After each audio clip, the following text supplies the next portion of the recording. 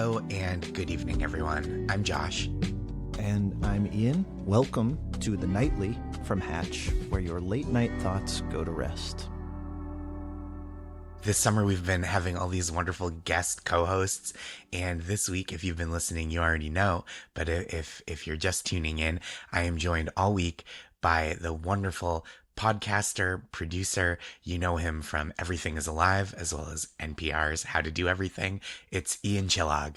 Ian, thank you so much for joining me on the Nightly this evening. Thanks for having me. It's very nice to be here with you. Oh my gosh, it's such a pleasure. So, we've been getting some questions from listeners on these shows we're doing. We could just start right off with one. We have one from Wendy here, who's written in with a very serious question. I hope we can answer. I can't wait to hear it. So Wendy says, what is the proper way to remove eggs from the carton as you use them? One row, then the other, from one end of the carton to the other end, or just choose random eggs from anywhere in the carton? Do you have, Josh, a standard egg practice? I do have a standard egg practice. I like, though, where Wendy is thinking, right? Because some of these didn't even occur to me as possible methods. One row, then the other, I was like, that's chaos to me. Yeah. Here's what I do. Let's say we have a dozen eggs. I will go a column at a time, right? Like the two, I'm considering 2 eggs a column and 6 eggs a row for this exercise. Sure. I will do a column from one end of the carton and then a column from the other end of the carton to keep the eggs kind of balanced in the middle.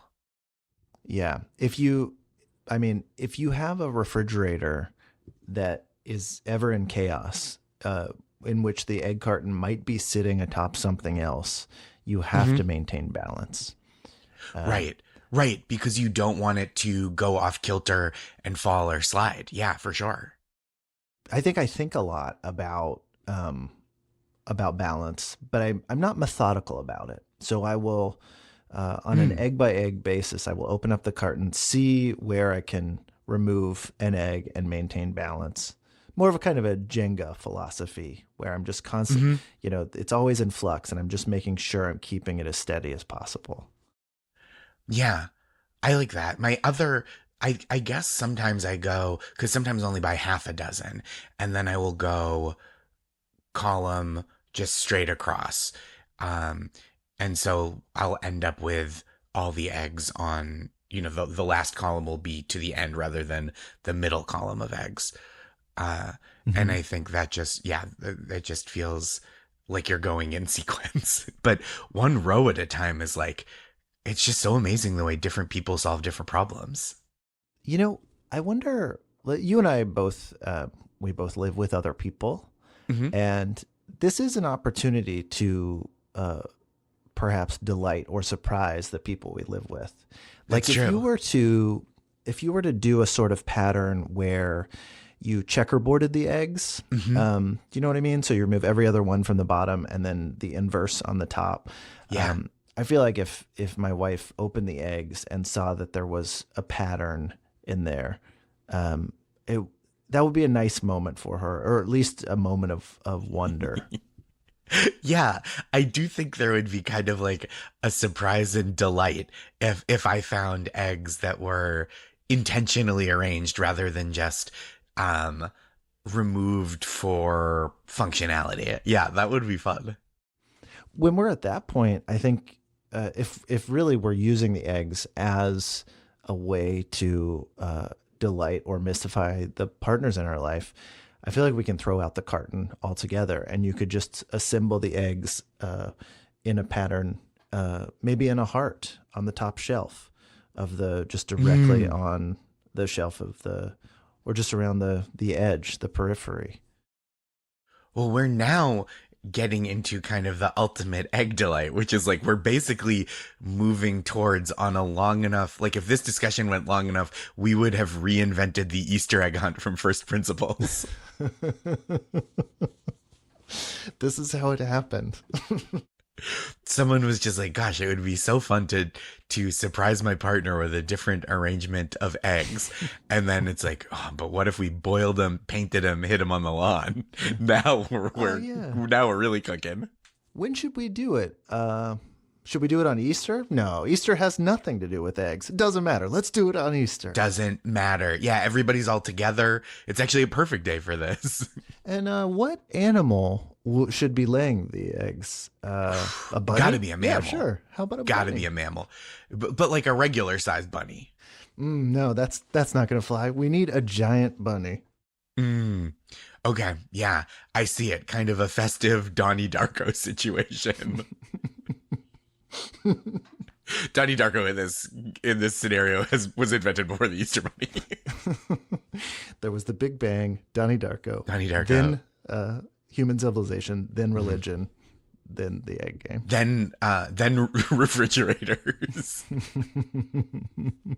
Do you have other like systems for your home? Like, do you have things where you're like, oh, I sort my sweaters by color or by thickness? Like, because I occasionally will think in that way, but most of the time it's like kind of whatever fits wherever.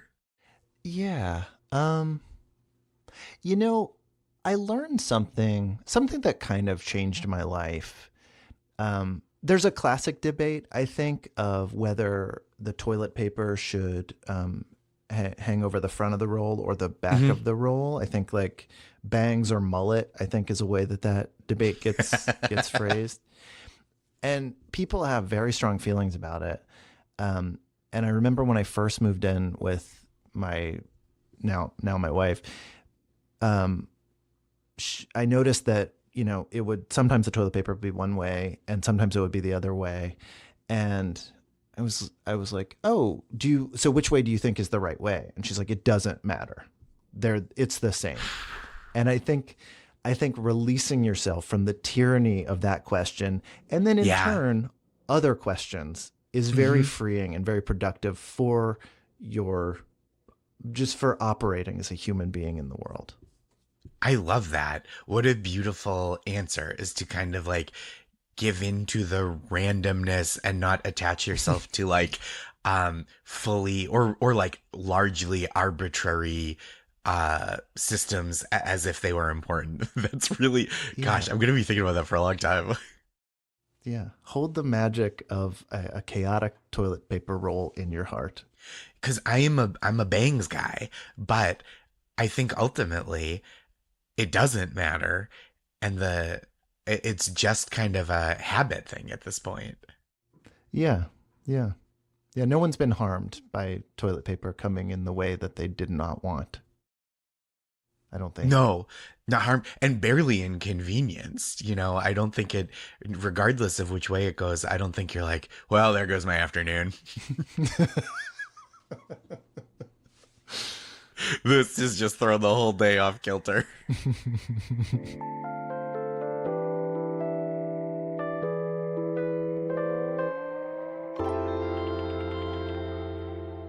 We have another listener online with a question for us. We'll bring him in. Do you want to introduce yourself for us?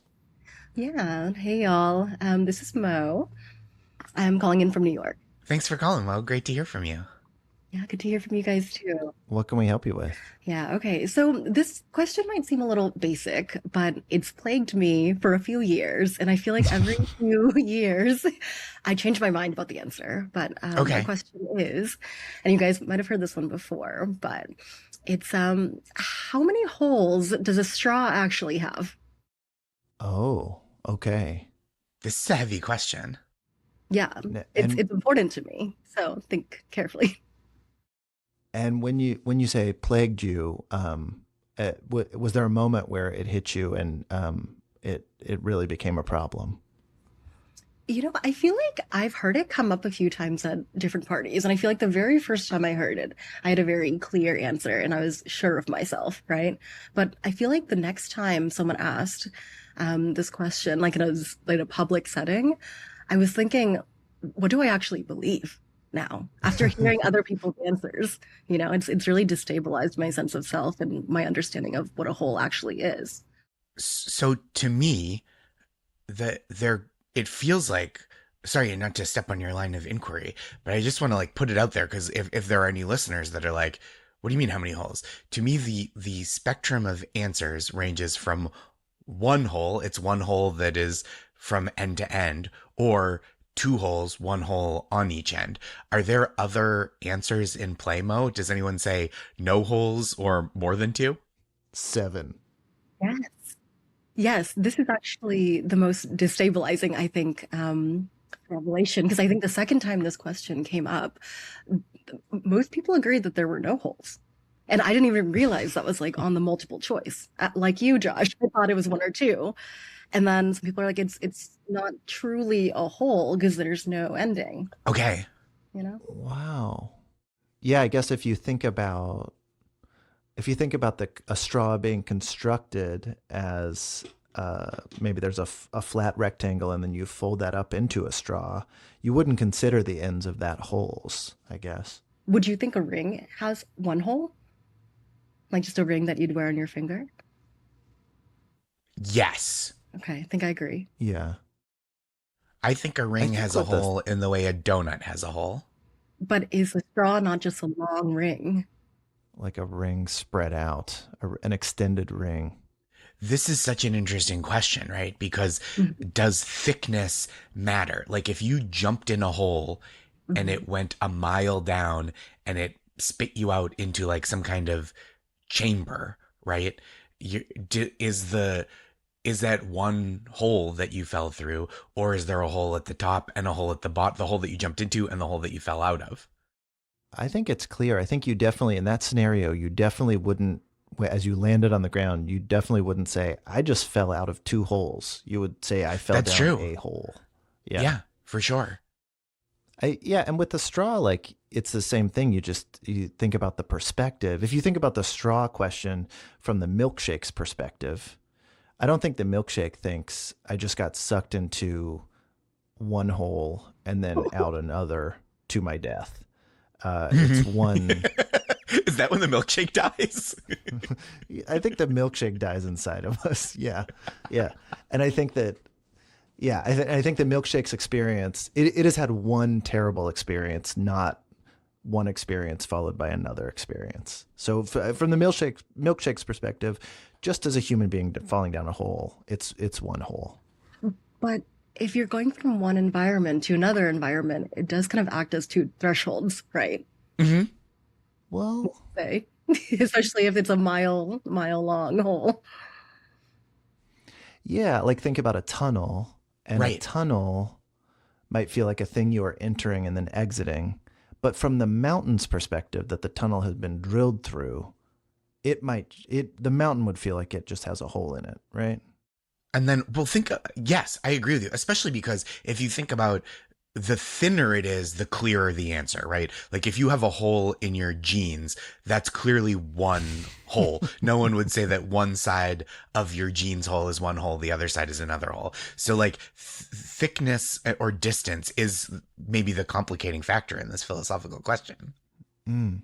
Totally. Does your question or does your answer change if we're talking about like one of those really long straws that spells out your name, you know? Yeah. Does a silly straw complicate the equation? Does that affect your answer? I think it might. Think about a wormhole, which I'm just going to say is not something I fully understand, but the understanding I do have is that a wormhole in space is a thing that transports you across great distances Mhm. in a matter of a second. So it collapses great distances. Hmm. Um, and so that is a thing that is both an extended hole and a very tiny hole and a very, Hmm. flat hole. But I think your experience of going through it still feels like one hole.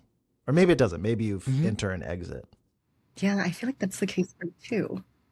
I have another straw related question to bring it back to the exact concrete thing is if someone said to you cover the hole on that straw, right? If you covered one end of a straw, that feels like covering a Yeah, hole. yeah, But it then does. to put your finger on the other end of the straw, doesn't that feel like you've covered two holes? Oh, yeah. Yeah, for Yeah, sure. And yeah. if you cover one end, it still feels like there's a hole in the straw. Yeah. So is it minimum one hole? I think given how we've been given what we've uncovered in this conversation, I think we can rule out zero holes. Here's the thing, y'all. I am extremely gullible. So I'm the type of person, and I think I'm just extremely empathetic too. So I'm the type of person in listening to a debate, almost whenever I hear someone's stance on it, I'd be like, oh yeah, you know what? That checks out to me. No matter what the argument is. I'm just so deeply gullible and like wanting to see a different perspective. So I remember when someone explained the zero holes to me. Yeah. What did they say? It was like, I honestly don't remember, but I remember like nodding my head and being like, yeah, exactly. So I was convinced now. Your heart and mind are still open to zero holes. It's open, it's less open than one hole. One hole to me is my gut says one hole, but my open heart says could be anywhere from 0 to 2. Okay. There are so many things like that, Mo, where I wish there was a word for it, which is, a thing where while someone is explaining it to you, you completely understand it. But the moment you are asked to then explain it you cannot do it. I feel like I have that experience a lot, and it's very frustrating. That experience to me is definitional of when someone talks about the blockchain. Yes, yes. Josh, another dimension of the detail that you said, it's like kind of the distance, right? One big part of the whole quandary too, especially with the straw question, I think is the encapsulation of the hole. Because like when Ian, you were saying a wormhole doesn't have the sides, the sides of encapsulation that a straw has. And I think the straw creating that channel is what makes this feel different than like a wormhole, or even like the other collapsing of distance thing with like a hole in your jeans.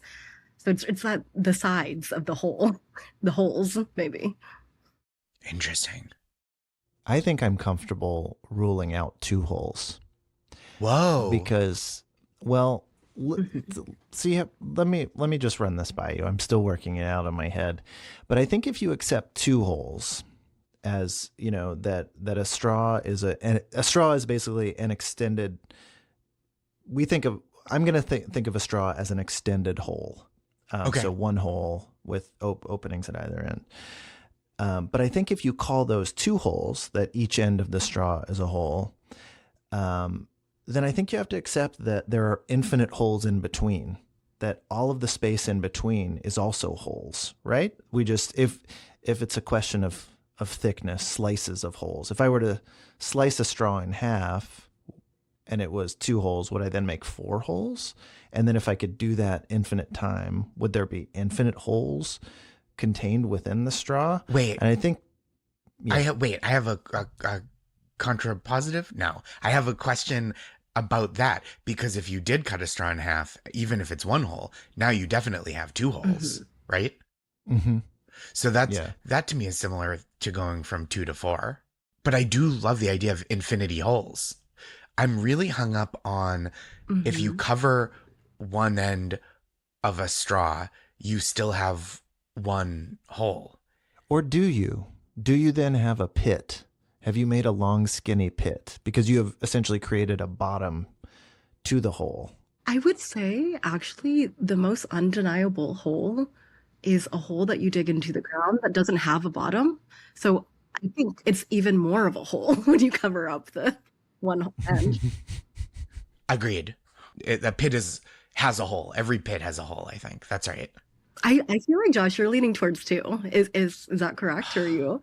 Well, I think one feels right, but 2 doesn't feel wrong. That's my problem, is I can't rule out 2, but even though 1 makes equal, if not more, sense. I think at this point, and I just request that you not ask me to explain why, I'm pretty sure the answer is 5. I'm pretty Exactly. sure it's Okay. Exactly. 5. This is a bombshell because I was thinking the possible answers that we discussed were 0, 1, 2, infinity. And any of the numbers between 2 and infinity had felt at that moment off the table. And now we're reintroducing 5 in a way that is blowing my mind. Yeah, no, I mean, the math, it's really complicated. I don't think I can explain it right now, but it's definitely 5. Yeah, I think that's the answer. And I can finally go to sleep after all of these years of ruminating.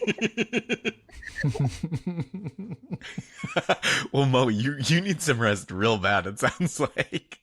Thank you so much for posing this question. Thanks, y'all. Bye. Okay, bye. That was really kind of mind blowing. And I think the state of it, I'm picturing Mo on the other end of a long tube, sending that question to us, and whether that tube has 1 hole or 2. I think we can't rule out that there are no holes in that tube. My consciousness has been expanded tonight. This is like a real watershed moment for my brain. I feel like I could like invent the iPod or something. When they said the undeniable hole, that was such a beautiful phrase, and I feel like that's going to be it's going to be echoing in my head as I drift off to sleep tonight. Yeah, that was really impressive. I feel so sleepy and like my brain is exhausted from logic. So I think I gotta say goodnight to you, Ian. Good night to all our listeners out there. And I want to say a good night to whoever that charismatic party friend was who convinced Mo that there are 0 holes in a straw. That's a person with charm and with tenacity. I would like to say goodnight to anyone who, if you are out there and you have just fallen down a hole and found yourself at the bottom, but are somehow still getting the signal you need to receive this audio, I want to say goodnight to you, and I hope that at the bottom of that hole you can rest easy, so you can wake up in the morning and begin climbing your way out. You need that energy, that good sleep energy. Good night.